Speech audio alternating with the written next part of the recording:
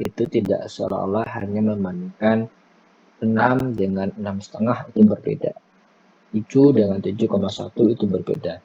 Di dalam dunia akademik, angka tersebut belum bisa kita sampaikan ada perbedaan atau ada pengaruh dengan hanya melihat secara visual. Bisa saja 6,5 dengan 6,9 itu sama. Dalam satu kasus, bisa juga 6,1 dengan 6,2 itu berbeda. Kalau kita lihat konteksnya, 6,5 dengan 6,9 jaraknya 0,4. Sedangkan 6,1 dengan 6,2 jaraknya cuma 0,1. Kenapa? Jaraknya 0,4 ini jadi berbeda, sedangkan 0,1 ini yang 0,4 ini sama, sedangkan yang 0,1 ini berbeda. Hal tersebut bisa kita simpulkan dengan adanya proses analisis data. Proses analisis ini tentu tidak bisa kita lakukan hanya dengan melihat data secara visual. Harus kita lakukan pengolahan. Nah, mata kuliah inilah yang digunakan untuk mendukung skills, mendukung kemampuan teman-teman di dalam mengambil suatu keputusan terhadap suatu data. Apakah perlakuan ini berpengaruh? Apakah pengaruhnya signifikan atau tidak? Tentu semua narasi itu baru bisa disampaikan, baru bisa diucapkan setelah diperoleh hasilnya. Salah satu instrumen dari awal tadi yang kita sampaikan adalah instrumen dasar SPSS, yang mana instrumen ini sudah harus wajib bisa dikuasai. Banyak instrumen yang lain seperti ada R, ada Minitab, ada Design Expert, ya ada Excel yang mungkin sudah disampaikan Pak Agus, ya.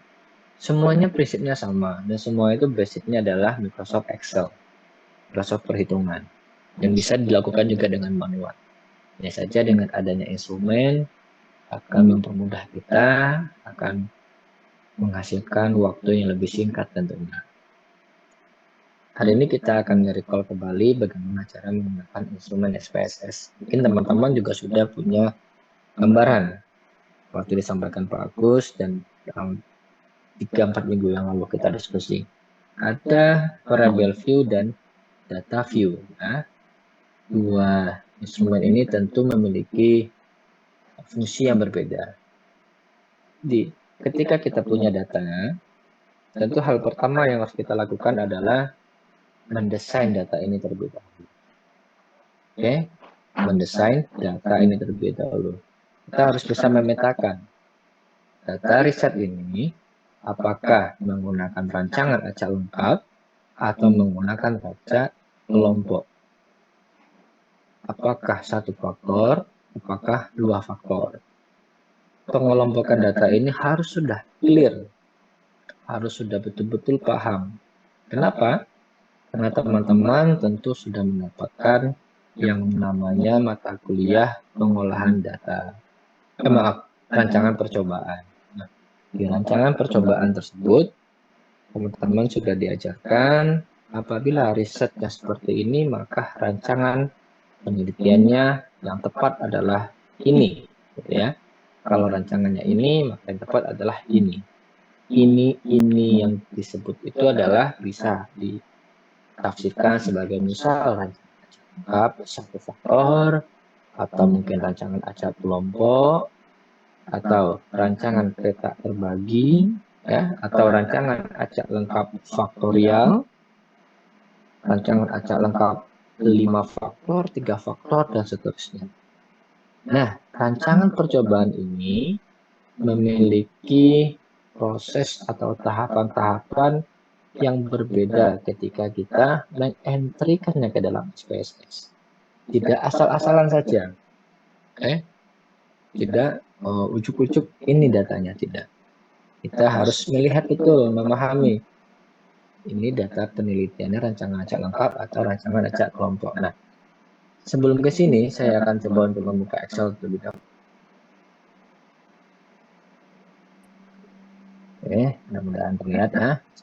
Kan ada rancangan acak lengkap dan rancangan acak kelompok. Oke, acak lengkap ini bisa monofaktor, bisa faktorial.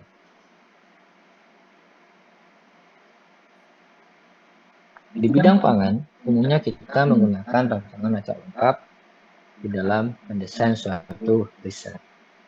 Nah, ada monofaktor, ada faktorial. Contohnya, contoh sederhananya adalah monofaktor itu biasanya akan terlihat, monofaktor atau faktorial akan terlihat dari judul penelitian tersebut. Saya ambil contoh, misalkan ada satu peneliti ingin mengetahui pengaruh waktu ekstraksi ya terhadap profil protein dan kadar vitamin E dari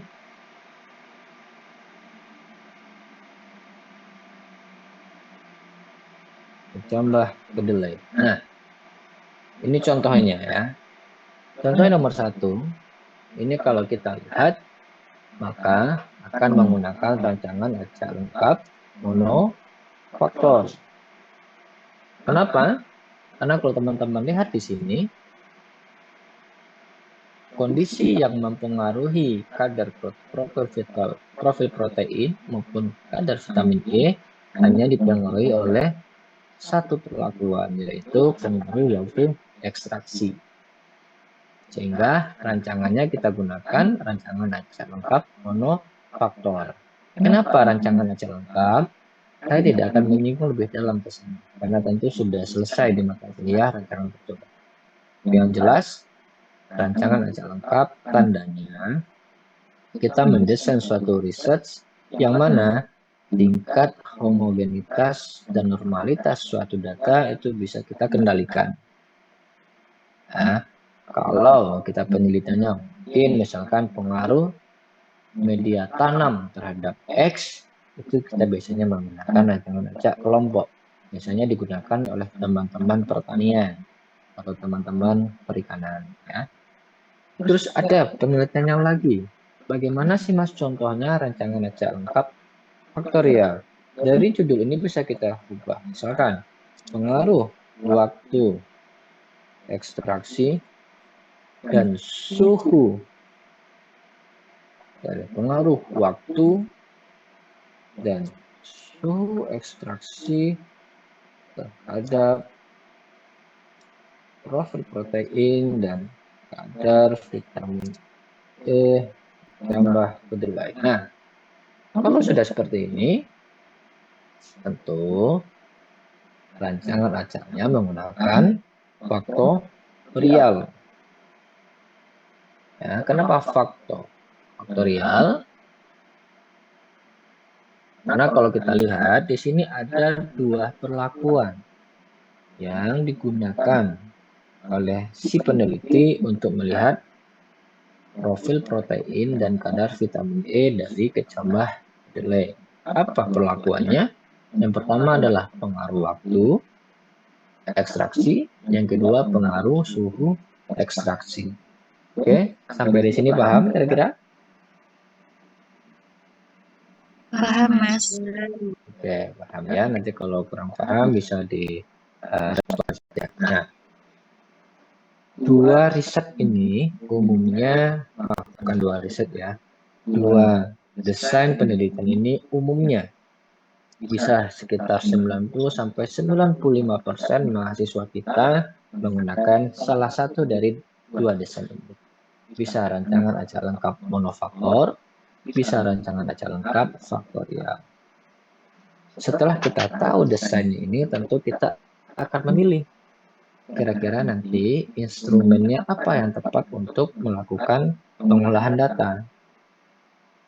Begitu juga dengan kira-kira desainnya di dalam data view nanti seperti apa. Uji bedanya kira-kira akan kita gunakan apa. Begitu juga dengan uji lanjut apabila memang ada perbedaan. Nah, ini seharusnya kita sudah mulai pelan-pelan memahami. Saya ambil contoh, misalkan ambil contoh yang pertama ya, yaitu terkait dengan pengaruh waktu ekstraksi terhadap profil protein. Kita harus tahu dulu, katakanlah ada 3 level. Misalkan suhu yang pertama adalah suhu ruang gitu ya, 20 derajat Celcius. Ini misalkan perlakuannya ya, maaf waktu ya, waktu ekstraksi. Nah, misalkan di sini 10 menit, 20 menit, 30 menit, katakanlah ada 4 level. Nah, teman-teman harus merecall kembali. Apabila nanti saya akan mendesain suatu penelitian dengan mengedepankan satu faktor saja dengan level ada 4 taraf perlakuan, maka ulangannya berapa? Nah, itu tolong diingat-ingat lagi ya. Kita ya diskusikan untuk mencari berapa jumlah ulangan setiap perlakuan menggunakan rumus P-1. Kalau teman-teman masih belum lupa, saya kan P-1 ya, kita kalikan N-1 harus besar sama dari 15. P itu perlakuan, N itu ulangan. Ini harus betul-betul diingat, betul-betul dikuasai. Jangan sampai apa? Jangan sampai seharusnya ulangannya 6, tapi dilakukan 3. Atau sebaliknya, ulangannya ternyata cukup 3, tapi karena ngikutin teman, diperbanyak sampai 8 misalkan. Nah, tentu ini nanti satu akan mengurangi kevaliditan data, keilmiahan penelitian. Yang kedua, apabila ulangannya terlalu banyak, tentu berdampak terhadap biaya. Ya, seharusnya cukup 3 ulangan, malah kita lakukan 5 ulangan. Dari yang awalnya mungkin hanya 12 data menjadi 20 data. Tentu nanti ini kalkulasi terkait dengan biaya. Nah, kita ambil contoh ada pendekatan seperti ini. Kita ini menggunakan rancangan acak lengkap monofaktor ya. Atau faktor tunggal juga bisa katakan seperti itu. Ada satu perlakuan yaitu waktu ekstraksi. Di sini ada 4 level atau 4 taraf perlakuannya. Sehingga apabila kita masukkan ke dalam rumus ya, ini menjadi 3, 3N, 3N gitu. Nanti setidaknya kita harus melakukan 6 ulangan. Ya, di sini nanti menjadi ulangan 1. Di sini ulangan 2. Ulangan 2. Ulangan 3. Ulangan 4. Ulangan 5. Dan ulangan 6. Tentu nanti di sini akan ada datanya. Ulangan 1 berapa, XS gitu ya. Sekarang ini adalah datanya.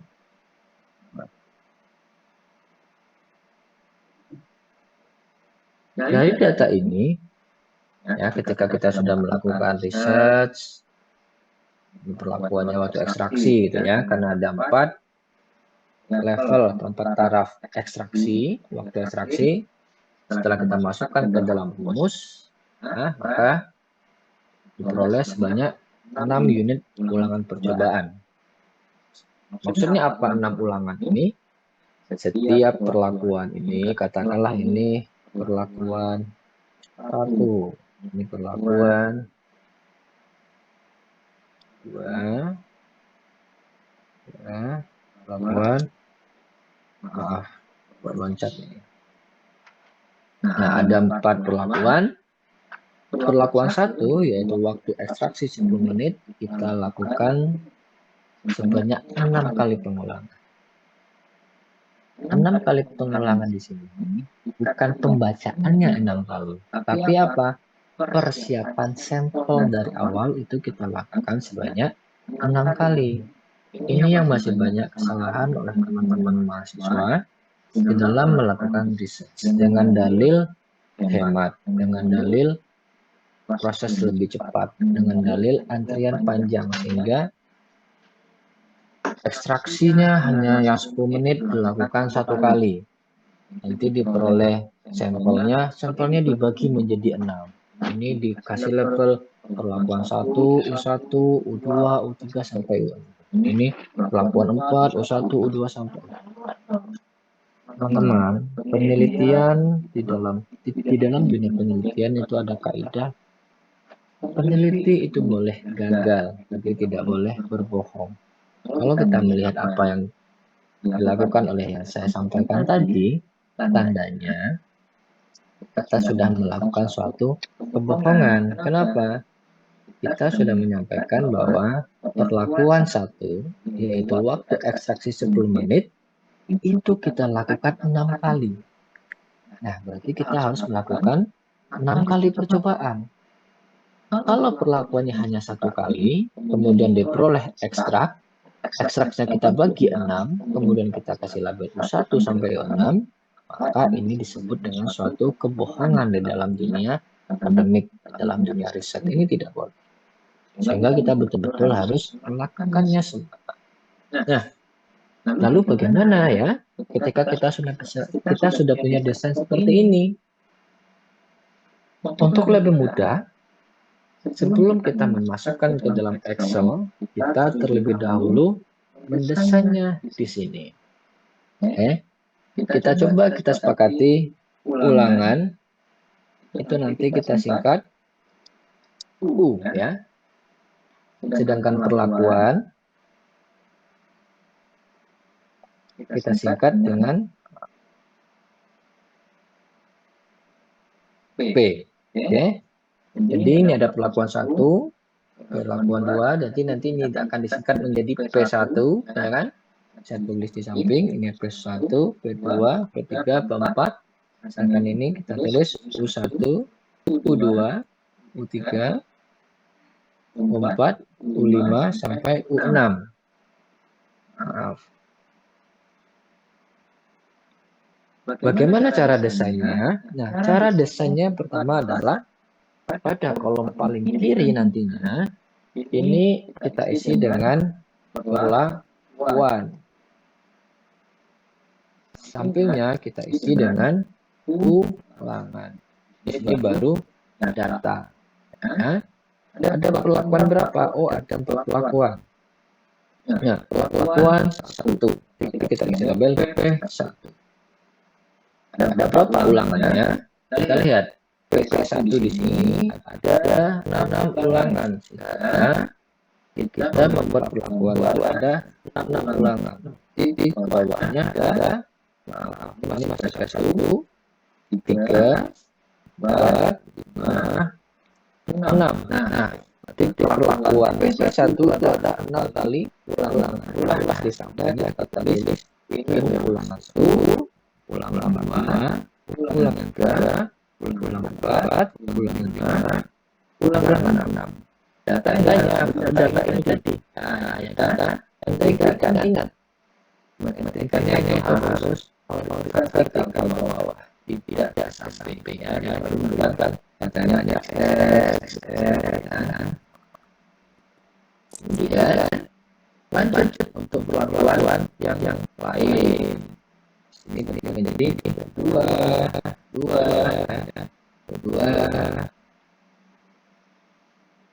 Nah, ini sama ya, biar lebih mudah bisa kita copy, pastikan atau kalau tulis 0 diberikan. Ini ada P1, P2, P3, P4, P5, dan begitu seterusnya sampai semua perlakuan ini habis. Jadi di sini nanti ada P3, seterusnya, oke. Ini ada P4 dan seterusnya. Di sini juga sama. Ini ada mohon maaf di sini tadi saya salah. Ini U1, U2, 3, 4, 5, 6 ya. Di sini adalah kolom ulangan. Ini nanti kita tulis lagi U1 dan seterusnya ya, sampai 6 di sini juga 1 dan seterusnya. Jangan lupa nilainya kita entrikan. Nah, beginilah cara untuk mendesain rancangan acak lengkap monofaktor. Lantas bagaimana apabila penelitian kita menggunakan rancangan acak lengkap faktorial? Cara mengintrikannya cukup berbeda. Bukan cukup ya, sangat berbeda bila kita bandingkan dengan rancangan acak lengkap monofaktor. Coba sedikit kecilkan. Mudah-mudahan masih jelas buat teman-teman. Nah, katakanlah ada 3. Jadi misalkan ini ada perlakuan 1, yaitu waktu ekstraksi, ya. Perlakuan 2, karena kita faktorialnya 2 faktor, yaitu menggunakan suhu ekstraksi.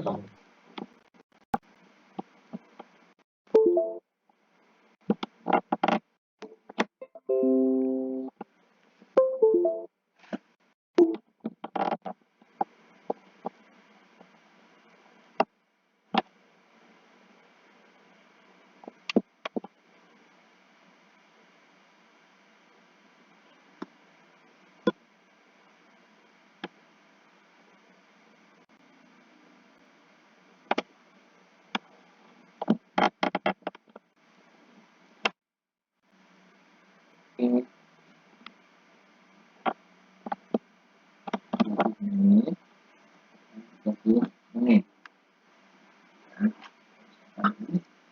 Sedangkan perlakuan yang kedua yaitu suhu ekstraksi.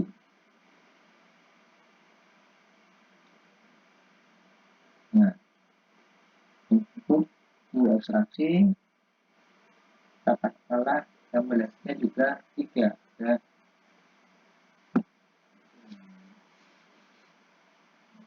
Ada suhu 27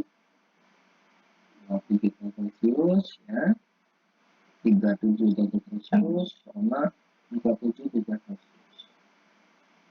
Kalau di sini kita total berarti kan ada berapa perlakuan ini?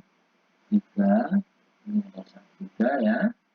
Ini juga ada 3. Kita kali berarti ada 9 perlakuan. Sehingga ulangannya apabila kita mengacu pada rumus pada tadi akan menghasilkan macam-macam perlakuan, yaitu 3 ulangan. Nah, berarti nanti kita akan kasih label waktu itu WE, nah tersebut menjadi SE. Nah, ini berarti W, ini menjadi WE1, WE2, WE3, sedangkan sini SE1, SE2, SE3. Yang mana kita harus memasangkannya. Ingat, karena di sini ada 3 perlakuan, di sini juga ada 3 level perlakuan, maka ulangannya menjadi 3. Ini ada 3. Ini teman-teman harus bisa merecall kembali. Lupa. Cara mendesainnya seperti apa? Nah, cara mendesainnya akan menjadi unik, berbeda dengan desain faktor, monofaktor. Nah, ini kita tulis perlakuan 1. Kemudian sampingnya perlakuan 2. Di sampingnya langsung data. Nah, inilah yang membedakan. Mas, kalau yang tadi pakai ulangan, di sini kok tidak? Bukan tidak menggunakan ulangan, tapi nanti ulangannya itu kita tutup. Sehingga di sini kita menghasilkannya seperti ini. Akan dicermati. Perlakuan 1 adalah WE1. Perlakuan 2 yaitu suhu ekstraksi, kita pasangkan satu-satu. Di sini suhu ekstraksi 1, kemudian WE1 dipasangkan dengan suhu ekstraksi 2, waktu ekstraksi masih 1, kita pasangkan dengan suhu ekstraksi 3. Kemudian kita berlanjut level log ekstraksi level 2 yaitu WE2 kita pasangkan dengan suhu ekstraksi 1, WE2 kita pasangkan dengan suhu ekstraksi 2, WE3 kita pasangkan dengan suhu ekstraksi 3. Nah, ini sudah 6, ini kita kasih nomor misalkan 1, 2, 3, 4, 5, 6. Nah, totalnya ini berapa? Totalnya 9. Kemudian WE2 ini sudah dari bubble kuning, merah. Bisa merah. Ini juga sudah. Tinggal yang ketiga. Waktu ekstraksi 3. Nah, WE3 kita pasangkan dengan mana ya? Dengan suhu ekstraksi 1. Waktu ekstraksi 3 dipasangkan dengan suhu ekstraksi 2. Dan waktu ekstraksi 3 kita pasangkan dengan suhu ekstraksi 3. Sehingga semua perlakuan 1 totalnya ada 3 sudah kita pasangkan dengan semua perlakuan yang kedua yaitu suhu ekstraksi 1 hingga suhu ekstraksi 3. Nah, ini yang pertama ini adalah data untuk ulangan 1. Ya, ini ulangan 1, semuanya ulangan 1. Gimana yang kedua? Tinggal kita kopikan. Ini sama, tapi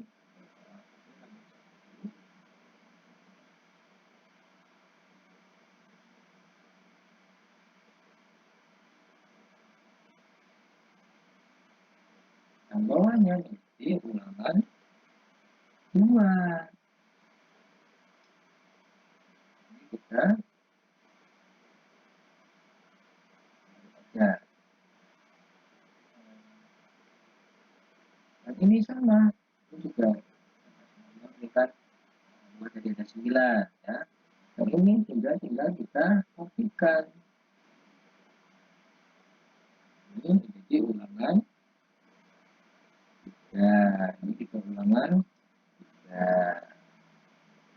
Nah, seperti inilah perbedaan desainnya ya.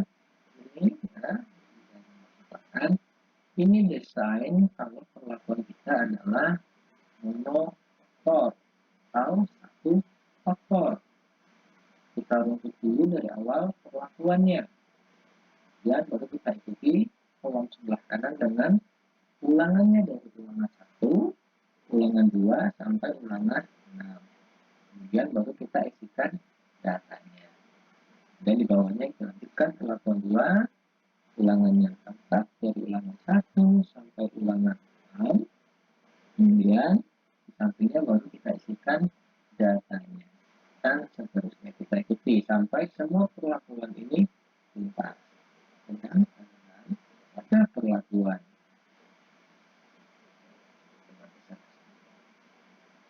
ada perlakuan rancangan tidak lengkap ya desainnya berubah. Nah, bagaimana caranya?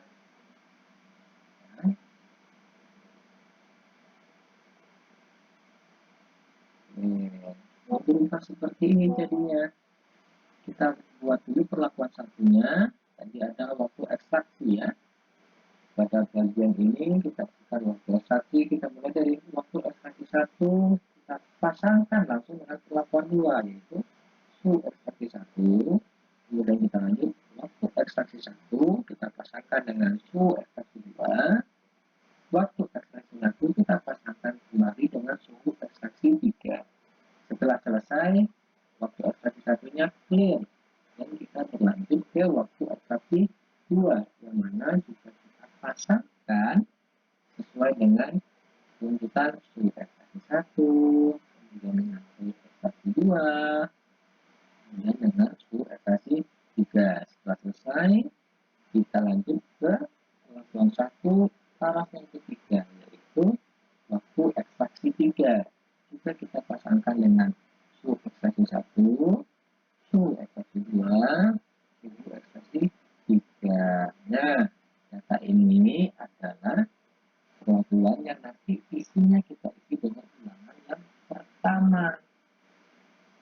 Ya, kalau tadi teman-teman lihat, ulangannya untuk ini kan, ulangan 1, 2, 3, 4, 5, 6, khusus untuk perlakuan 1. Kalau di sini, tidak, malah ulangannya kita kelompokkan dulu. Ya. Nah, ini ulangan 1 dulu semuanya. Dan kemudian ulangan 2, kemudian ulangan 3. Oke, begitu teman-teman, sampai sini ada pertanyaan, silakan. Ada pertanyaan? Iya, mau bertanya, Mas. Silakan, Mbak Intan. Silakan, Mbak Intan.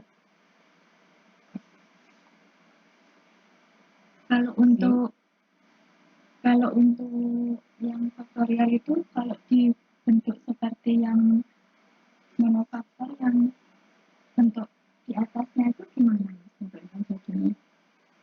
Oke, pertanyaan bagaimana ya kalau faktorial ini kita bentuk seperti ini ya. Yang atasnya. Yang ini. Ya. Nah, kalau dibentuk seperti ini, nanti rancangan kita masuknya bukan ke rancangan parametrik, tapi non-parametrik.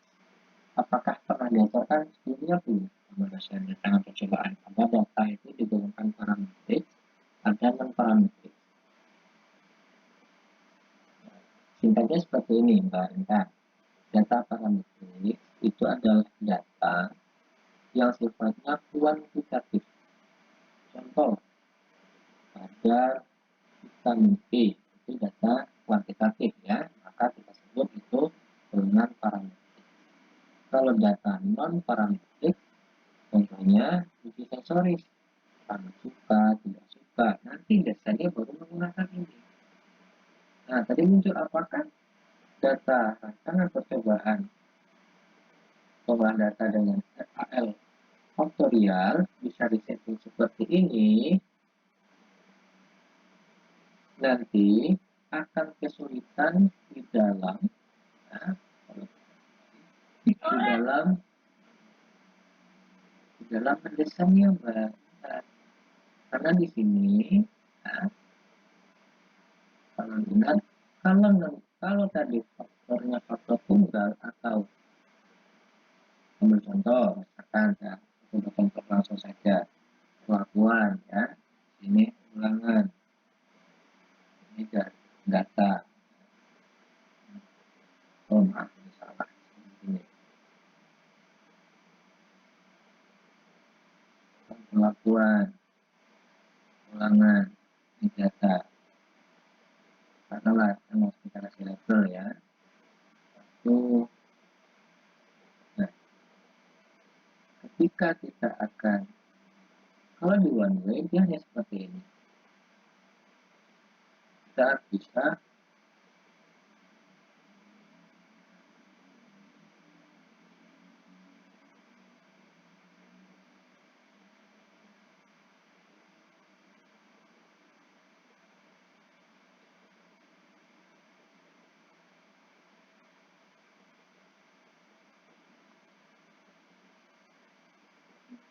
Suaranya hilang. oh hilang suaranya.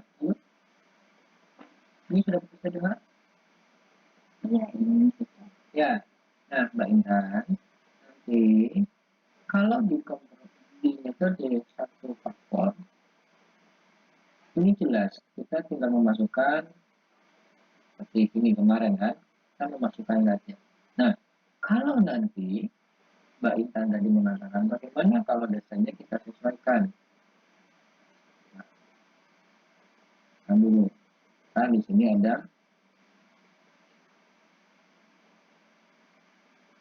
perlakuan 1, perlakuan 2. Ini siapa? Nah, untuk uji metode rancangan acak lengkap faktorial, tools yang kita gunakan, kalau one way kan components one way, seperti itu. Ini muncul tidak di teman-teman? Tidak, Mas. Tidak, Mas, masih. Oh.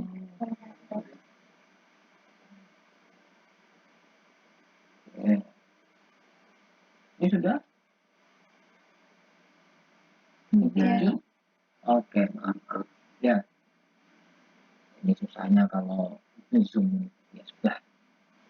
Nah, kalau sudah seperti ini, nanti kalau one way, teman-teman mungkin masih ingat ya, kalau data kita akan nggak lengkap monofaktor. Toolsnya dari analyze, kita ambil components, kita ke one way ANOVA, seperti itu. Kita pasangkan satu-satu. Nah, untuk yang sangat agak lengkap faktorial, yang selalu akan kita diskusikan di hari kita besok, ini pengantar dulu, biar tidak terlalu komplain besok. Toolsnya berbeda, kita menggunakan metode analyze, linear model, dan ke univarian. Nah, seperti ini. Jadi Mbak Intan, perlakuannya harus kita masukkan semua di sini. Sedangkan data di sini.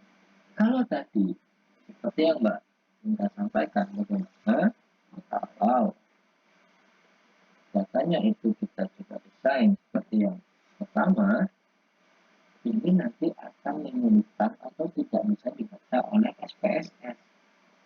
Jadi memang dasarnya harus seperti ini ke bawah.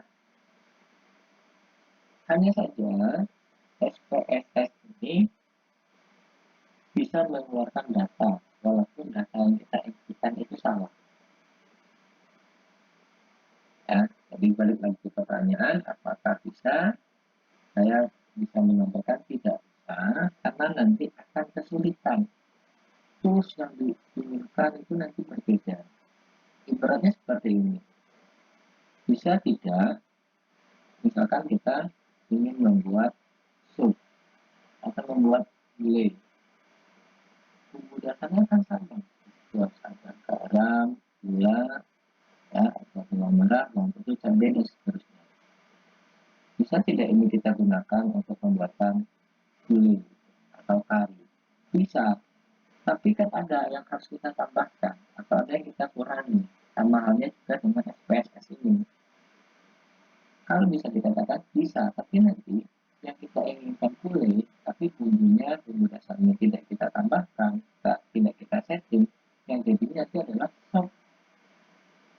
Oh, karena tidak ada di situ tools dari katakanlah lengkuas misalkan atau kunyit di situ. Sama juga dengan desain dari SPSS.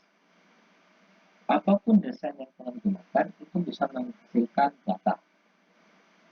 Hanya saja data yang dihasilkan itu tidak sesuai dengan yang diinginkan. Ini banyak sekali terjadi kesalahan. Mahasiswa setelah membuat seperti ini, nah ini langsung dikopikkan gitu ke dalam SPSS. Hati-hati, itu nanti akan salah. Kebetulan barusan tadi saya habis menguji mahasiswa skripsi atau ujinya. Oh, bukan seminar hasil, bukan sidang ya, seminar hasil, ketemu dua. Ya, mohon maaf, akhirnya mahasiswa tersebut harus melakukan pengurangan data. Kenapa? Karena kesimpulannya nanti akan berbeda. Ya, yang seharusnya signifikan menjadi tidak signifikan, yang seharusnya signifikan malah sekali. Jadi gitu ya, Mbak Intan. Datanya harus seperti ini, harus kita runtut ke bawah. Ini sudah dari sistemnya. Tapi kalau Mbak Intan nanti mau mencoba silahkan. Barangkali bisa nanti bisa sharing sama saya. Ya, ya namanya teknologi itu ada pembahasan. Ya bisa saja mungkin bisa, tapi butuh effort yang lebih gitu. Yang seyogyanya kalau kita susun seperti ini, mungkin hanya selesai dalam waktu 1-2 menit. Tapi kalau kita desain seperti ini, malah banyak tools yang harus kita siapkan, bisa menjadi 2 jam atau 1 jam. Itu ya, Mbak Intan, penjelasan singkatnya. Baik Mas, terima kasih. Mau tanya lagi. Silahkan. Maksudnya dari kita mengeluarkan data yang salah itu apakah bisa data yang kita hasilkan ada yang lompat gitu apa gimana? Ya, saya langsung saja contoh data.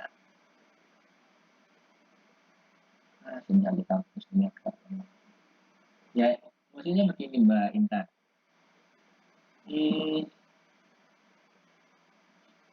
Saya ambil analogi sederhana dulu, biar semuanya punya pandangan. tahu ritme Qigong?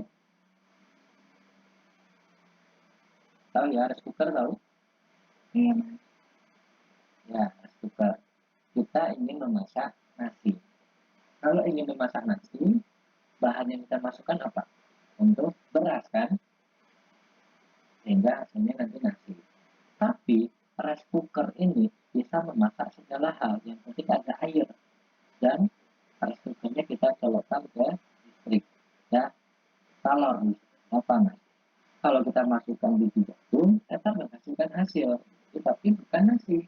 Kita masukkan nanti ke situ terong, kasih air, itu juga kita tetap bisa menghasilkan sesuatu, tapi bukan nasi. Tambahannya juga dengan instrumen SPSS. Apapun data yang kita masukkan, bagaimanapun desainnya, itu tetap bisa diolah. Akan tetapi, itu tidak sesuai dengan yang kita inginkan. Misal, dulu mungkin 4 bulan lalu teman-teman kalau masih ingat, kita membutuhkan data deskriptif, ya kan? Kita membutuhkan data ANOVA, kita membutuhkan data post-op. Ketika kita mengisikan asal-asalan, tidak sesuai dengan prosedur, tidak sesuai dengan alurnya, data deskriptif itu tetap keluar. Tapi nanti yang lucunya seperti ini. 4 tambah 4 itu kan hasilnya 8. Tapi tadi yang kita tuliskan ke samping, 4 tambah 4 hasilnya 4. Seperti itu enggak? Tidak terkoleks data itu secara utuh. Kenapa? Karena desanya berbeda. Karena desa yang pertama 4 tambah 4 ke bawah hasilnya 8. Ketika kita entry dia ke samping, ambil contoh sederhananya seperti ini. Nah, misalkan 4 tambah 4, ini desain pertama. Nah, di setting, kita rumusnya seperti ini, Mbak. Hasilnya 8. Mbak, kita bisa lihat ya. Nah, bisa lihat. Nah, yang satunya 4 tambah 4. Nah, tapi kita settingnya sama. 4 tambah 4. Gitu. Yang terbaca sistem seperti ini. Hasilnya 4. Yang tadi 4 tambah 4, kita biasanya ke bawah. Hasilnya jadi 8. Tapi yang ini kita settingnya ke samping. Sama seperti ini kan ke bawah, ini kan ke samping. Nah, seharusnya ini ke bawah, 4 tambah 4, hasilnya 8. Ini sistem. Ya, ini sistem. Kita settingnya seperti ini. Tapi kita tulisnya ke samping, tapi sistemnya ke bawah. 4 tambah 4 yang kita anggap itu 4, ternyata tidak terbaca sistem. Hasilnya 4. Sehingga kan kita mencoba-coba, oh apakah ke 4 ini apakah mungkin ke atas ya, kita coba. Oh bukan, apalagi apa ke kiri ya, kita coba. Juga bukan, mana ya kira-kira, apa ke kanan ya, kita coba. Oh iya, ternyata adanya ke kanan. Itu baru satu data, bayangkan ini ada berapa banyak data. Kita coba satu persatu nanti. Nah, itulah yang mengakibatkan kalau kita men-settingnya seperti ini tadi, tidak sesuai ketentuan, ditakutkan nanti datanya seperti ini tadi. Yang seharusnya ke samping, ke bawah kita samping hasilnya berbeda. Seperti itu ya, dari yang saya maksudkan. Perbedaan itu. Baik, Mas. Oh ya, apa saya mohon maaf. Nah, ada lagi pertanyaan yang lain? Tidak ada? Oke. Ada? Silakan. Oke, kalau tidak ada, teman-teman, saya rasa diskusi teori pengolahan data kita cukup dulu untuk hari ini. Ya, dan insya Allah minggu depan kita akan masuk lab. Kita akan mencoba untuk mengolah data, rancangan data lengkap faktorial. Mudah-mudahan tidak ada halangan, kita bisa bertemu di lab komputer sesuai dengan waktu yang sudah kita sepakati. Demikian dari saya, kalau ada pertanyaan sebelum kita tutup, silahkan. Untuk absen, saya minta tolong karena ini masih perbaikan efek dari akreditasi, karena akun saya kebetulan digunakan untuk menentukan nilai, sehingga ini sedang diperbarui atau dikembalikan. Jika belum bisa, saya gunakan DIPNA. Saya minta tolong PC kelas A dan PT kelas B mendata temannya yang tidak hadir. Jadi bisa dikirimkan ke saya seperti itu. Baik, silakan. Sebelum kita tutup, ada pertanyaan?